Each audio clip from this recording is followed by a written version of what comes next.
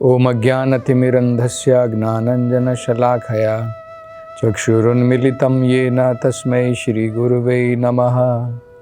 नमो ओम विष्णुपदाय कृष्णपृष्ठाय भूतले श्रीमते भक्तिवेदांत स्वामिन इति नामिने।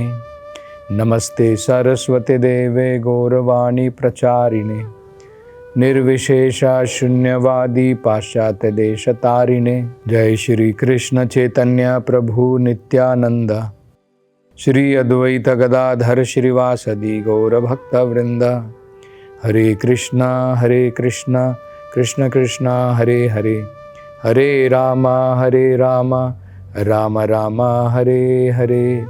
तो हमने पिछली कथा में अलग अलग प्रकार के जो सेवा अपराध, भगवान की विग्रह की जब हम सेवा करते हैं तो उसमें लगभग 64 के ऊपर अपराध हैं, जिन अपराधों को हमें दूर रखना चाहिए और तब हमें भगवान की विग्रह की सेवा में लगना चाहिए। लेकिन मान लो किसी कारण से हम इन अपराधों में से कुछ अपराध करते हैं गलती से, तो पुराणों में बताया है, जैसे स्कंद पुराण में अवंती खंड में बताया है, उस व्यक्ति को क्या करना चाहिए। तो कम से कम उसे भगवत गीता का एक पाठ पूरा पढ़ना चाहिए। दूसरा ये भी बताया है, या फिर भगवान विष्णु के जो 1000 नाम हैं, जिन्हें सहस्र नाम कहते हैं, विष्णु सहस्र नाम, उसका उच्चारण करना चाहिए। या फिर तुलसी महारानी, तुलसी देवी, उनकी आराधना करनी चाहिए, उनकी पूजा करनी चाहिए, और अगर हो सके तो तुलसी के पौधे लगाने चाहिए, ये भी बताया गया है। या फिर बताया गया है कि व्यक्ति को 1 दिन का उपवास रखना चाहिए और बाद में पवित्र नदी में स्नान करने के बाद उसे जो है भोजन ग्रहण करना चाहिए। तो इस प्रकार से बताया है। एक और बड़ी महत्वपूर्ण बात जो वेदों में बताई है कि अगर किसी कारण से व्यक्ति के पास में ये अनेकों प्रकार के भगवान की विग्रह सेवा करने के लिए सामग्री नहीं है, हो सकता है मान लीजिए एक व्यक्ति सन्यासी है। अब सन्यासी के पास में जो जगह जगह घूम रहा है, ना तो उसके पास में विग्रह होगी भगवान की, और ना ही उसके पास में अनेकों प्रकार की सामग्री होगी भगवान की नित्य सेवा करने के लिए। या फिर ऐसा भी हो सकता है कि कोई व्यक्ति बहुत गरीब है और उसके पास में अनेकों प्रकार की सामग्रियां नहीं है भगवान की ये अर्चना करने के लिए, भगवान की विग्रह की सेवा करने के लिए। तो क्या करना चाहिए? तो पुराणों में बताया है कि उसे मानस पूजा करनी चाहिए। अगर उसके पास में अलग अलग प्रकार की सामग्री नहीं है भगवान की विग्रह सेवा करने के लिए, तो उसे मानस पूजा करनी चाहिए। ये भगवान की अर्चना अपने मन से करनी चाहिए। तो ये जो है एक उदाहरण दिया जाता है। प्रतिष्ठानपुर में एक स्थान है, प्रतिष्ठानपुर, वहां पर एक दीन ब्राह्मण, एक बड़ा गरीब ब्राह्मण रहता था। ये ब्राह्मण जो है भगवत कथा सुनता था। तो एक बार इसी प्रकार से वैष्णवों के संग में इस ब्राह्मण ने ये सुना कि भगवान की अर्चना किस प्रकार से करनी चाहिए। और उस कथा में यह भी बताया गया कि अगर व्यक्ति के पास में पूजा करने की सामग्री नहीं है तो अपने मन में भी वो भगवान की अर्चना कर सकता है। तो इस ब्राह्मण ने ये निश्चय किया कि मैं भी दिन प्रतिदिन मानस पूजा के द्वारा भगवान की विग्रह की सेवा करूंगा। तो रोज वो क्या करता, सरस्वती नदी में जाकर के स्नान करता, अपने शरीर को पवित्र करता और उपयुक्त स्थान पर बैठ करके मन के द्वारा भगवान की विग्रह अपने मन में याद करके उनकी सेवा में लग जाता। जैसे अपने मन में वो सोच रहा है, विचार कर रहा है कि मैं अलग अलग पवित्र स्थानों पर जा रहा हूं, इन सभी पवित्र स्थानों से मैंने गंगा जल, यमुना जल ये सब ग्रहण किया है और भगवान को एक सुंदर सिंहासन पर बिठाया है।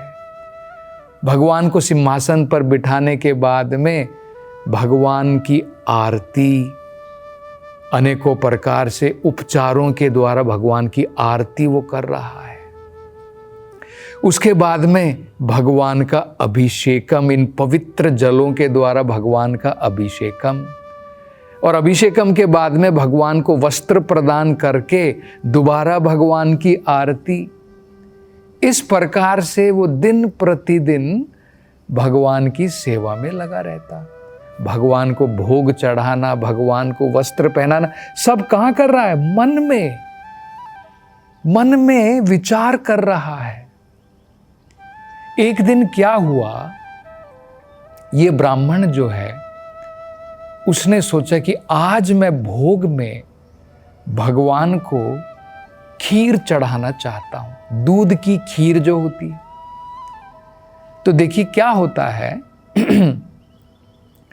दूध हमेशा गर्म चढ़ाया जाता है, खीर जो है थोड़ी ठंडी चढ़ाई जाती है। खीर का स्वाद जब उसकी गर्माई निकल जाती है तब खीर का स्वाद आता है। तो इसने अपने मन के अंदर में भगवान के लिए भोग बनाया, खीर बनाई, और वो मन में विचार कर रहा है कि मैं भगवान को चढ़ाना चाहता हूं, और मन में सोच रहा है पहले मैं देख लूं खीर ज्यादा गर्म तो नहीं है, खीर ज्यादा गर्म तो नहीं है। तो मन में विचार कर रहा है कि उसने अपनी उंगली जो है खीर के अंदर में लगाई देखने के लिए कितनी गर्म है, और खीर बहुत गर्म थी और उसका हाथ जो है जल गया। तो तुरंत उसका ध्यान भी भंग हो गया और उसने देखा कि उसकी उंगली जो है असली में थोड़ी जल गई। और भगवान जो है वैकुंठ धाम में बैठ करके मुस्कुरा रहे हैं, भगवान देख रहे हैं। तो माता लक्ष्मी को जो है उनको पता नहीं चला कि भगवान क्यों मुस्कुरा रहे। तो उन्होंने पूछा कि भगवान आप इस प्रकार से क्यों मुस्कुरा रहे हैं? तब भगवान ने अपने विष्णु दूतों को भेजा और इस ब्राह्मण को कहा कि तुम वैकुंठ लोक वापस आ जाओ। तो भगवान ने जो है इस ब्राह्मण को ये अपने जीवन की परम गति प्रदान की, मन के द्वारा मात्र अर्चना करने से उसे जो है अंत में अपने जीवन के वैकुंठ लोक की प्राप्ति हुई। भगवान की सेवा जो वो मन में कर रहा था, अब उसे स्थान प्राप्त हो गया वैकुंठ लोक में। जैसे माता लक्ष्मी भगवान की सेवा में लगी है, अब इस भक्त को भी भगवान की सेवा वहां पर जो है अवसर प्राप्त हुआ। तो ये वृतांत जो है इस बारे में बताया जाता। तो ये हो गई अर्चना। अर्चनम के बाद में आता है वंदनम। वंदना करना मतलब प्रार्थना करना। वंदना एक प्रकार से अर्चना का ही भाग है। जब हम भगवान की विग्रह की सेवा करते हैं, भगवान के सामने जाकर के अनेकों प्रकार की प्रार्थना करते हैं। लेकिन हमें ये पता नहीं है कि प्रार्थना किस प्रकार से करनी चाहिए। हम जो है अनेकों वस्तुएं भगवान से मांगते हैं और उसको हम सोचते हैं कि वो प्रार्थनाएं हैं। असल में जो प्रार्थनाएं होती हैं वो भगवान के गुणों का गान होता है, भगवान की महिमाओं का गान होता है। जैसे उदाहरण के तौर पर अक्रूर जी ने भगवान से प्रार्थना की, कुंती महारानी ने भगवान से प्रार्थना की, प्रहलाद महाराज हम देखेंगे वो भगवान से श्रेष्ठ प्रार्थनाएं करते हैं। शुकदेव गोस्वामी जी की प्रार्थनाएं भी आपको भागवत में मिलेंगी। तो प्रार्थना जो है वो अलग से भी ले सकते हैं, अर्चना का भाग भी है और उसको अलग से भी हम कर सकते हैं। जैसे कुंती महारानी की प्रार्थनाएं हैं, उनको हम भगवान के सामने पढ़ सकते हैं, उसका अर्थ समझ सकते हैं। इसको वंदनम कहते हैं। वंदनम के बाद में दास्यम, दासता का भाव। जब भक्त जो है कि भगवान मेरे मालिक हैं, भगवान ही मेरे मेंटेनर हैं, मेरी सारी ज़रूरतें पूरी करने वाले स्वयं भगवान हैं, मैं तो केवल उनका दास सेवक मात्र हूँ। जैसे उदाहरण के तौर पर हम देखते हैं भक्त हनुमान, वो हमेशा भगवान राम के दास है। ये एक भावना है, जिस भावना के द्वारा व्यक्ति भगवान को अपना सर्वस्व सोचता है और अपने आप को भगवान का केवल दास मात्र समझता है, इसको दास्यम कहते हैं। इससे जो थोड़ा ऊपर होता है उसको साख्यम कहते हैं। जैसे भगवान के बहुत सारे सखा थे। दास जो है, भगवान का भक्त अपने आप को नीच समझता है और भगवान को अपना मालिक सर्वस्व समझता है। लेकिन साख्य में क्या होता है, जब व्यक्ति भगवान को अपना सखा समझता है कि भगवान तो मेरे मित्र हैं, मेरे दोस्त हैं, और भगवान तो सबके दोस्त हैं। सुहृद सर्वभूतानां, सभी जीवों के भगवान सबसे अच्छे मित्र हैं। तो हम भगवान की लीलाओं में उदाहरण देख सकते हैं। अर्जुन भगवान के सखा के रूप में थे। भगवान के जो वृंदावन के अनेकों भगवान के गोप बाल थे, वो सब भगवान के सखा के रूप में थे। तो इस रस को, इस भावना को साख्य रस कहते हैं। तो साख्य रस के द्वारा भी भगवान की सेवा हम कर सकते हैं। और अंत में आत्मनिवेदनम। आत्मनिवेदन का मतलब होता है अपना सर्वस्व भगवान के लिए त्याग कर देना। अपना मन, अपना तन, अपना धन, अपनी वाणी, अपनी इंद्रियां, सब कुछ के द्वारा अपने प्राण भी भगवान की सेवा में लगा देना। जब व्यक्ति सब कुछ भगवान की सेवा में लगा देता है, उसको आत्मनिवेदन कहते हैं। तो ये हो गए 9 भक्ति के अलग अलग लक्षण जो प्रहलाद महाराज बता रहे हैं कि इनके द्वारा या तो हम सारे 9 भी कर सकते हैं, नहीं तो इनमें से कुछ भी कर सकते हैं। जैसे उदाहरण के तौर पर बताया जाता है, कुछ भक्तों ने केवल इनमें से एक मात्र करने से अपने जीवन की पूर्ण सफलता की प्राप्ति की।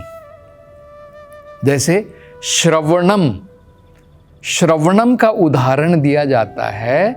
परीक्षित महाराज, उनका श्रवण इतना श्रेष्ठ था कि उनको भूख नहीं लगी, प्यास नहीं लगी, केवल अमृत, भगवान की कथाओं के अमृत का पान कर रहे थे। 7 दिन बैठ कर के लगातार ना खाया, ना पिया, ना सोए, वो केवल भागवत का श्रवण करके उन्होंने अपने जीवन की सफलता प्राप्त की। कीर्तनम। शुकदेव गोस्वामी जी ने 7 दिन लगातार उन्होंने भी जो है बिना रुके हुए 7 दिन भगवान की महिमाओं का गान किया, भागवत कथा सुनाई। तो उनको जीवन की सफलता प्राप्त हुई भगवान के कीर्तन मात्र करने से। अगला आता है स्मरणम। इसका उदाहरण दिया जाता है प्रहलाद महाराज। वो भगवान को कभी नहीं भूले, हमेशा भगवान उनके मन में रहते थे। अनेकों प्रयास किए हिरण्यकशिपु ने, लेकिन हमेशा भगवान के स्मरण में रहने वाले प्रहलाद महाराज। बाद में पाद सेवनम, उसका उदाहरण दिया जाता है माता लक्ष्मी का, जो भगवान के चरण कमलों की हमेशा सेवा में लगी रहती हैं। वो उदाहरण दिया जाता है। अर्चनम का उदाहरण दिया जाता है पृथु महाराज का, जिन्होंने भगवान की अर्चना करके अपने जीवन की सफलता प्राप्त की। वंदनम का उदाहरण दिया जाता है अक्रूर जी। दास्यम का उदाहरण दिया जाता है हनुमान जी। साख्यम का उदाहरण दिया जाता है अर्जुन। और आत्मनिवेदन का उदाहरण दिया जाता है बलि महाराज, जिन्होंने अपना सर्वस्व त्याग कर दिया भगवान के लिए। तो और आगे इस कथा में, अगली कथा में चर्चा करेंगे। हरे कृष्णा।